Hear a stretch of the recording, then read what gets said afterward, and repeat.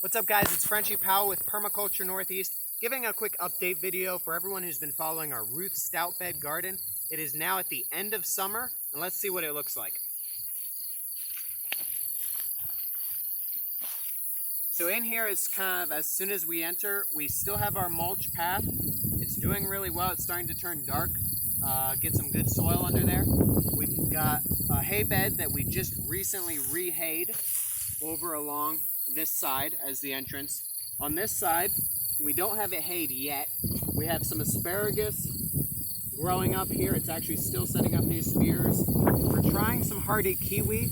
We'll see how that goes. It's not taking too well at first. I think it's just not used to the outdoors compared to like the greenhouse it would have been growing in. We've got some okra that's doing really well. And then we're starting to do our fall crop in here. So we have some red Russian kale that we recently planted. That's why I'm assuming that's why it has so many bug bites on it. It's really chewed up leaves. And again, I'm assuming that's one, because we're at the end of summer, there's insects and bugs everywhere.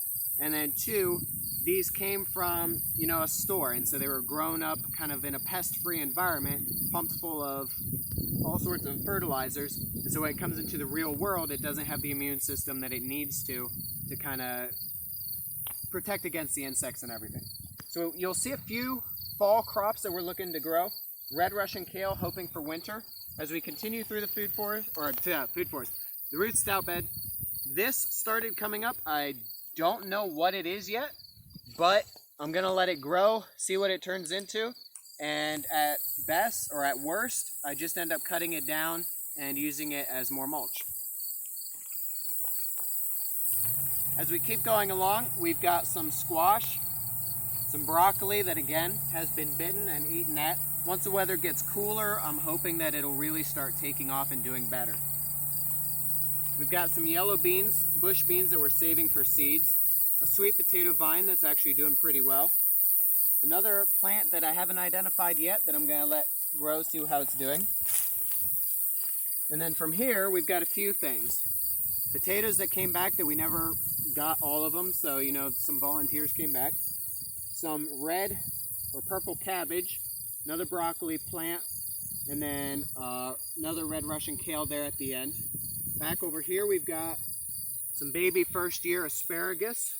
Again, the long-term goal for this bed is to become part of the food forest. So this fence will end up coming down eventually. And then careful not to step on anything.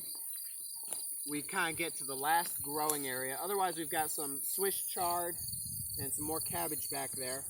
But here we've got a row of peas and some peas further back there. They're kind of for the fall. Again, that we're getting some sugar snap peas. That way we can just eat the pods. We don't have to wait for them to fill out in case we get some early frosts. Here we have a peppermint plant that was a cutting that I just moved in here.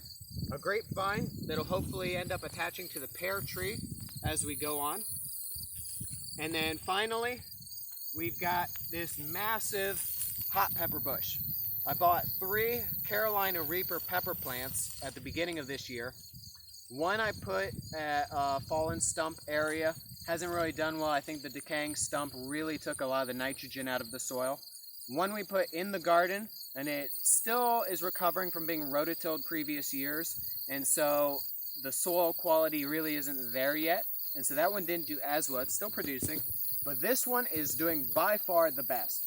When it was small, talking just bought, I pinched off the top few leaves, kind of just breaking off the tip, and that caused it to bush out into this big, massive pepper bush. And down here, if we take a look,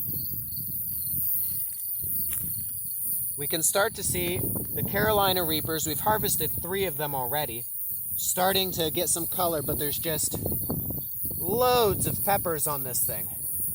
So we're looking forward to a really big Carolina Reaper, hottest of the hot, 2.5 million Scoville, and a jalapenos 10,000. So 2.5 million Scoville, looking for a big bumper crop for this. But yeah, otherwise things are really growing well here in the Ruth Stout Bed here at the end of summer. Getting a little more bug bites and things that I would have, more than I would like.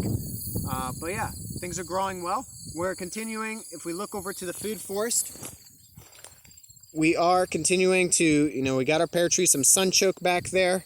We've got some birdhouse gourds, and then we're slowly covering more and more of it with a layer of mulch, either hay or wood chips. We have more hay than we do wood chips, so a lot of it's wood chips. But anyhow, these guys are doing really well. But that's all for today's video. Again, I just wanted to give you guys an update, seeing how this thing's doing the first year. We're in the process of adding more and more hay just to kind of recover it. We started with a good 8 inches, and the soil and all the microbes in it, as Paul Gauchi says, was hungry. So we're down to now an inch, and some areas less than an inch of hay on top. So we're again going through adding more spent hay from the horse pasture, and yeah, building this up for next year. So Frenchie Powell with Permaculture Northeast. If you liked the video, give it a thumbs up, subscribe if you haven't, and yeah, keep checking us out.